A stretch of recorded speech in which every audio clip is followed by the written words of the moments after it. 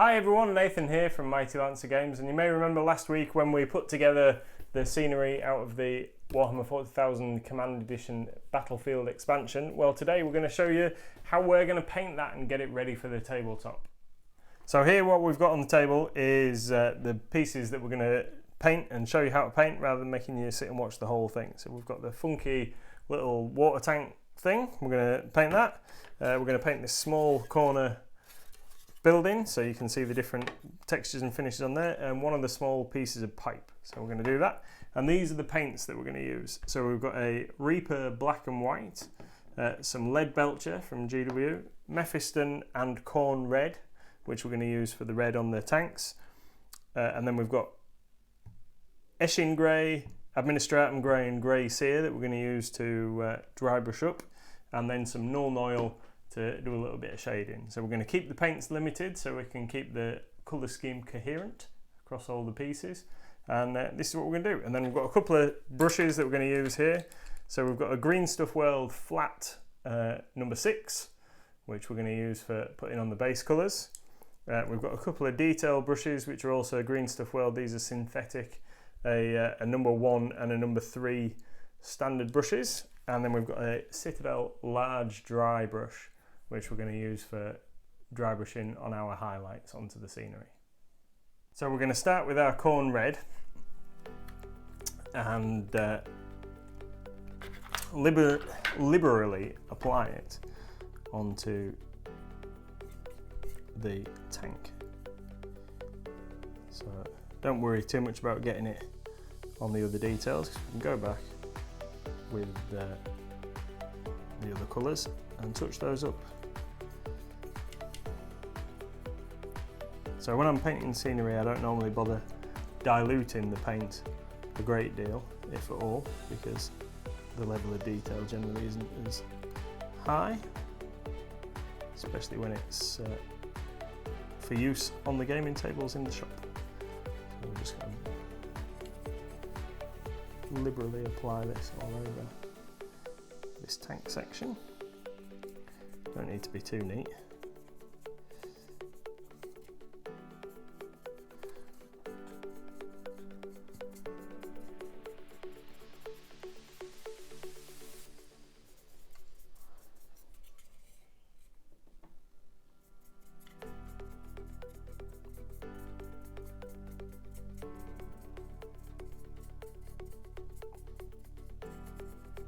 And if you miss a couple of little bits, because we've done a black undercoat on here, if we do miss a couple of little bits in the recesses, it'll just look like extra shadow and wear and tear on the thing. It's supposed to look pretty beat up anyway, so I'll just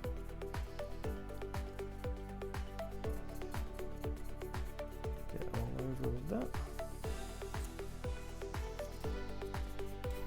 I think that bit should be red as well.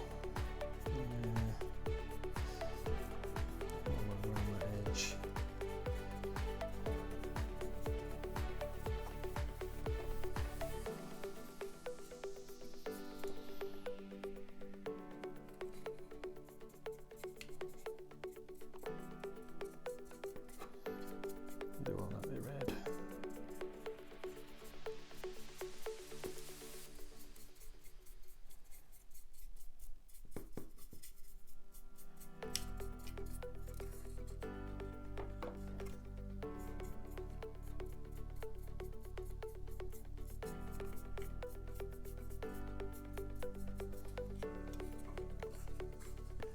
And onto that top section. This easy to build terrain was an absolute gift to build. Apart from one of the little corner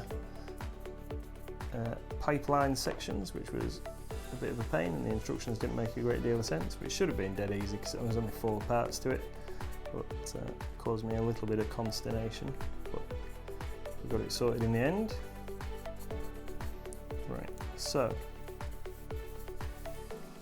got that bit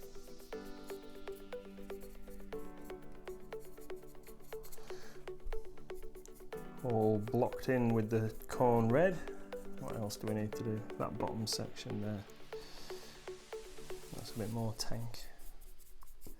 So we're going to go back and pick out some of these details on here, like where the damage is on there and here. We're going to go back and fill those in with a bit of lead belcher in a minute or two, so we won't worry too much about blobbing into those holes, as long as the paint's not gone in there thickly and obscured the detail.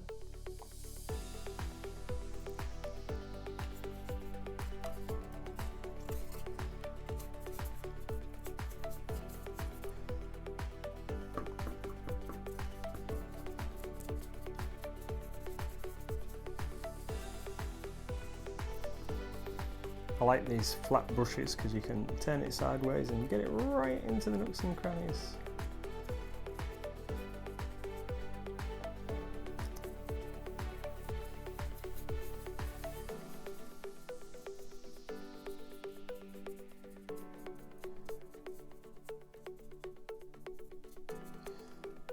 How's that look?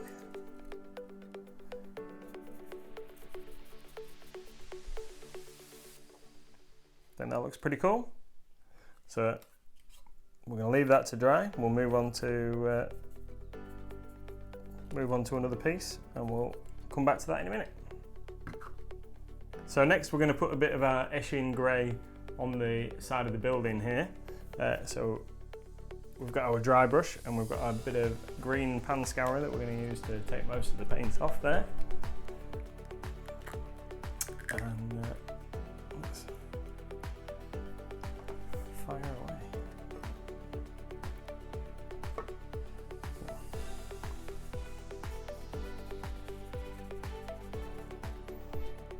So, seeing as this is the base coat, you can do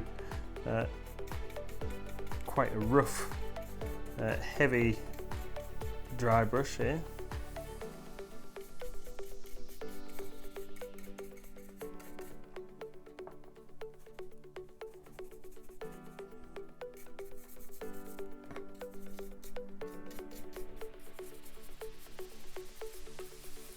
And like we did with the red, it doesn't matter if you miss any bits, because you're only catching the large areas and the raised areas, and then we're going to go back over with the lighter greys, and that will pick out the odd bits of detail and just make it look a bit cooler. So it's only got to be a tabletop standard. We're not going for any masterpieces or anything here. I'm just trying to get it ready for the gaming tables in the store.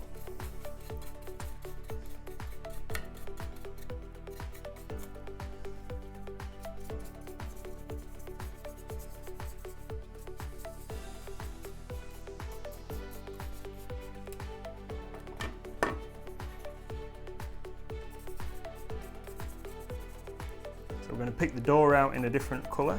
Might do that in red, just so it really contrasts out against the grey. Turn it around a touch. Stop my paint pot from walking away.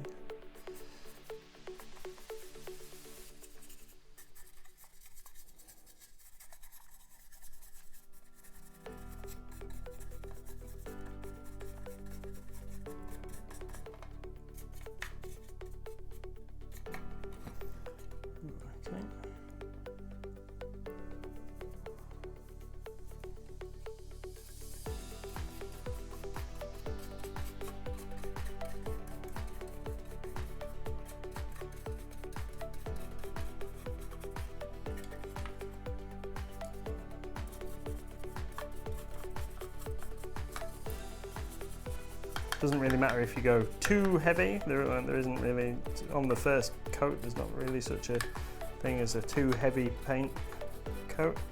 So if you do get too much paint on your brush, a bit like with the previous piece, but too much paint on, you can just spread it around and just make sure you stop it obscuring any of the detail, but you really don't need a lot on your brush. And if you're using a pan scourer like this, it absorbs quite a bit of paint, so you shouldn't need to keep taking dollops out of the paint pot. You should be able to use what's in the pot. So we're going to paint the floor area, this decking area. We're going to do that with the lead belcher, so it looks a bit different. So it looks more like a kind of checker plate finish, metallic finish. So There we go. That's coat number 1 done on there. Like I say, we're going to go and pick the door out in a minute. Just get that bit in. Pretty cool so far. So now we're just going to do the same kind of effect on the pipe because we want them all to marry up.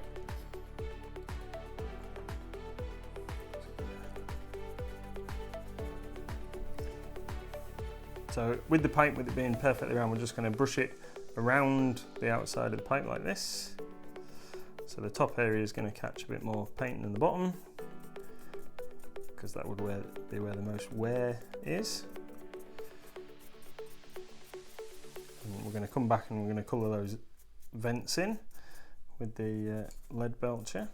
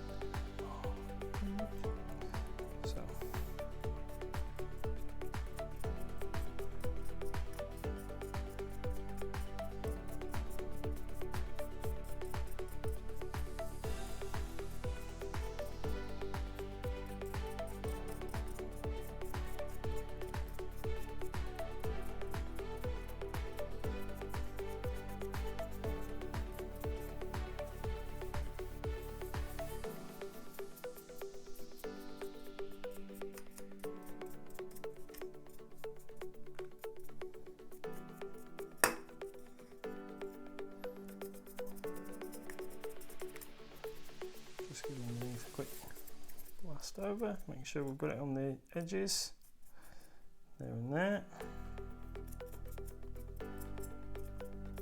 That's cool, fairly happy with that.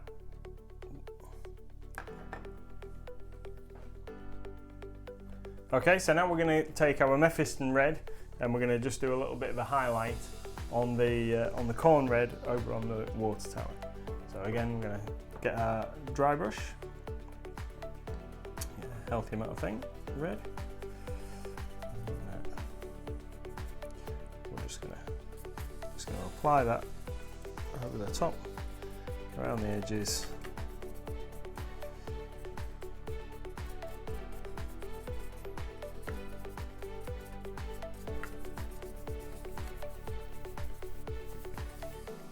Just build up the depth of colour a little bit. Possibly a little bit too much, but that's not an issue. Put a little bit too much paint on there. We can just spread that all around a little bit.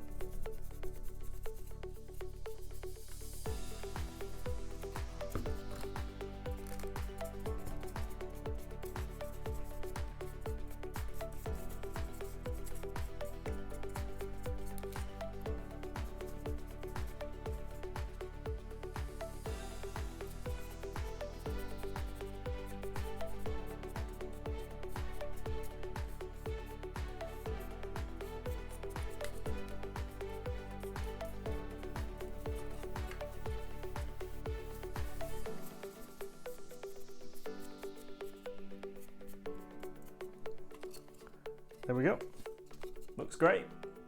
So we're just going to go back onto this in a few minutes and we'll paint in a few of the details with the lead belcher and then we'll work on the struts.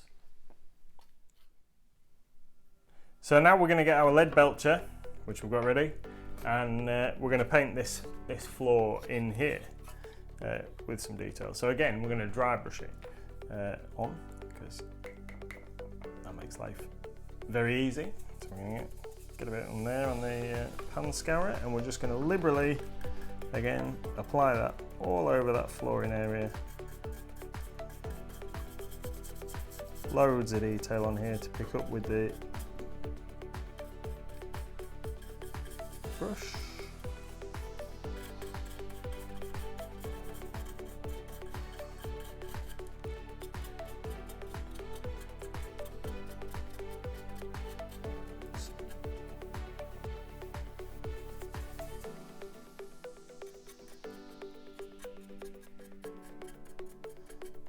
edges. And you see that the underside isn't too detailed. They've purposefully left the underside not very detailed on there because nobody's really going to be looking at that. So we're just going to paint that edge in there. So if you're looking at the table height, you can see the difference, but we're going to leave the rest of that black where the moulding's not fully complete. Okay, so there we go. That's finished dry brush across there. So then what we're going to do is we're going to put some Nuln oil over the top of that, and then we'll finish it off with another quick top coat. Okay, so we've done that. I've painted the door in red on the front of the thing using the same technique that we did on here, and I've also touched in a couple of the details using the lead belcher on there, and we're going to go back and we're going to do the grey over the top. So what we're going to do now is we're going to take some Mechanicus standard grey and we're going to dry brush over the top of the Esching grey and lighten that up a little bit, and then following that we'll do some Administratum grey over the same areas and we'll brighten those up. So let's get into it.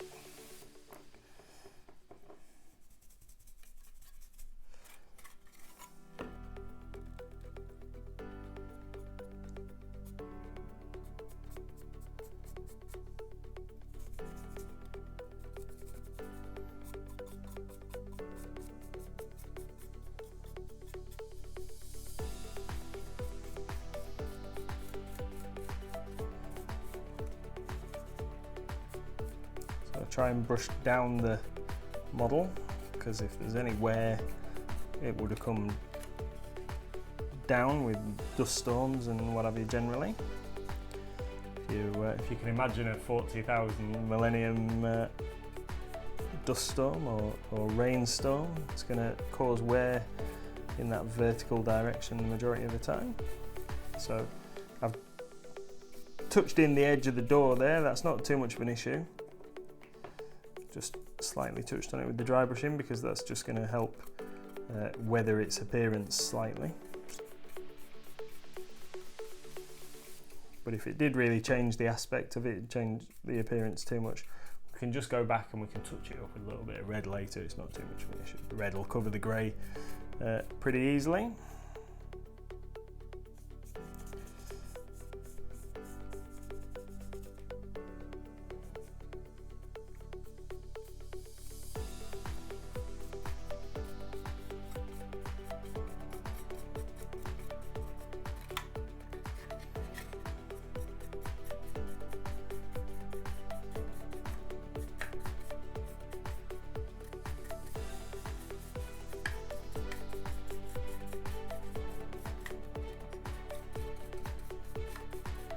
Don't worry about doing too heavy a coat on the inside of the model, because at the end of the day it's going to be nice and shadowy in there for your assassins and whatever to be hiding in anyway.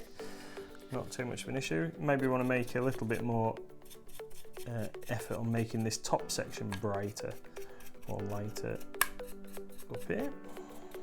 So we can get that in. Little run down the edge and across the top there.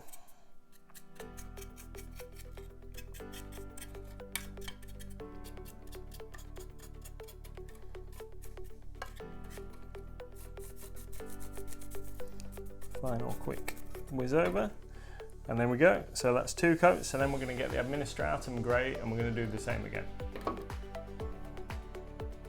So same technique again, we're just going to take some paint off our brush onto the scouring pad, and then we're going to lightly dust the Administratum grey over the top using a top to bottom motion across the piece. And what we'll do is we'll start on the inside, because we don't want to put too much paint on this top coat, because it will be really noticeable if we do. So if we do it on the inside, somewhere in the top, just make sure we've got our technique. Okay, possibly a little bit too much paint left on the brush there, which is why we do it on the inside. So really lightly, just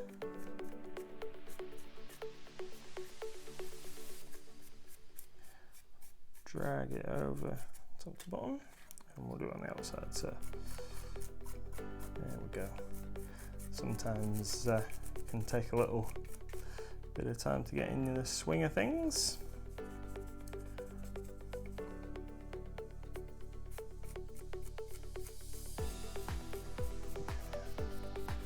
It's looking pretty nice, I think.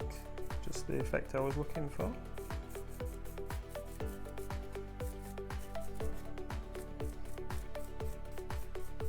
So I was contemplating putting another highlight over the top of this even, with the grey cere.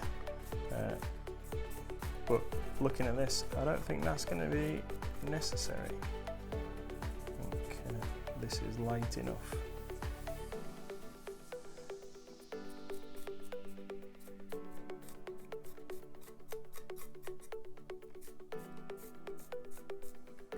Let's just do that.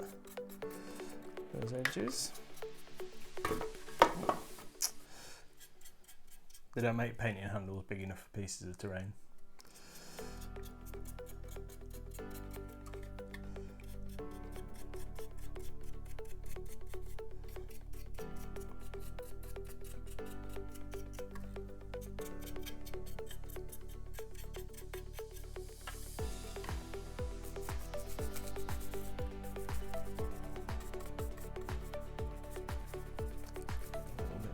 There. So what I'm going to do is I'm just going to give it a quick flick over the door, on the front, just to give it a little bit of a weathered look over the top of the white. It'll be so light it'll be imperceptible really, but just we'll bring out the edge of the white and just make it look as if it's weather worn, the edge of the red. And we'll do the same on the inside because that door's pretty broken up. So there we go. Hopefully you can see that. Pretty pleased with the way that looks. So just do that bit. Realised I missed that bit around the outside of the fan housing there.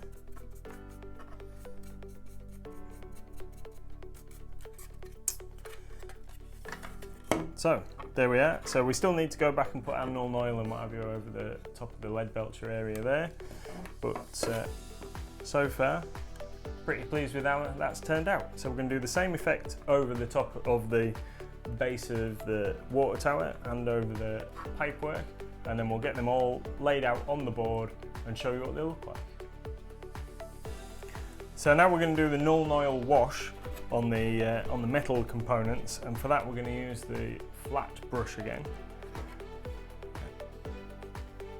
Use a shade brush. I'll try not to knock the paint over because that's pretty messy and always a disaster. Knocked over many a pot of contrast and ink in my time. I'm just going to liberally apply that all over the top of this silver area, and then we're going to do it on the other lead belcher areas that we've done on the other parts, just to give it a little bit more texture, and then we'll do a very, very light highlight over the top once the null oil is dry.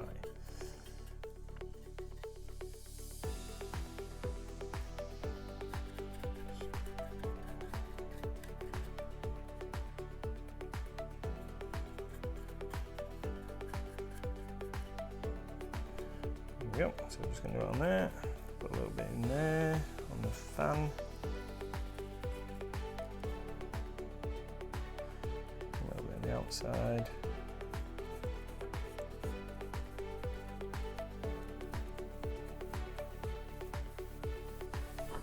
And that one.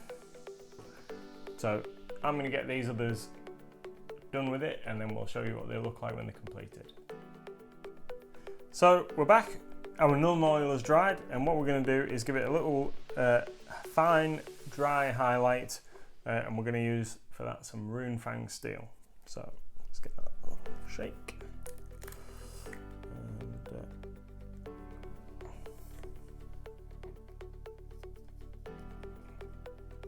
so really tiny bit of this on the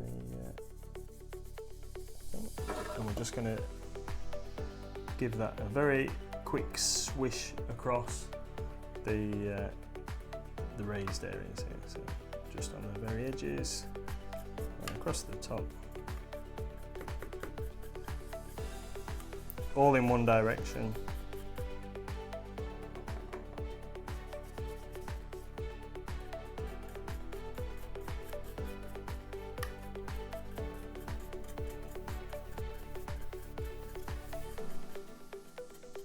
And on the sides.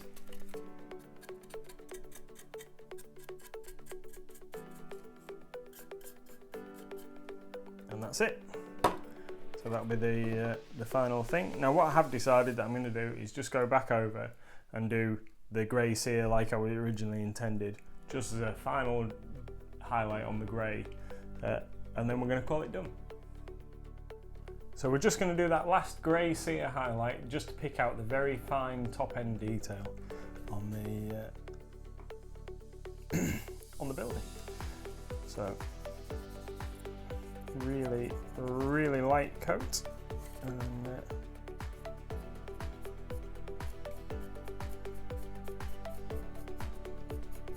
not going to put it all over, just going to put it on the very top edges.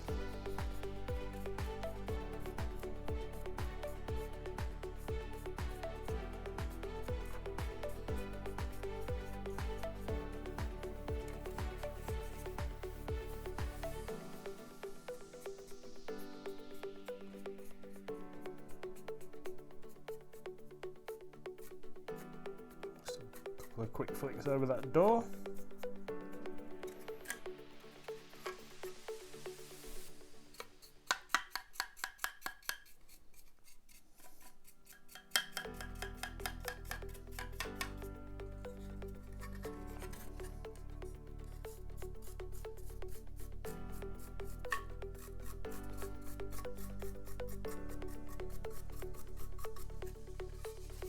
There we go. And then the same, just do the same on that pipe.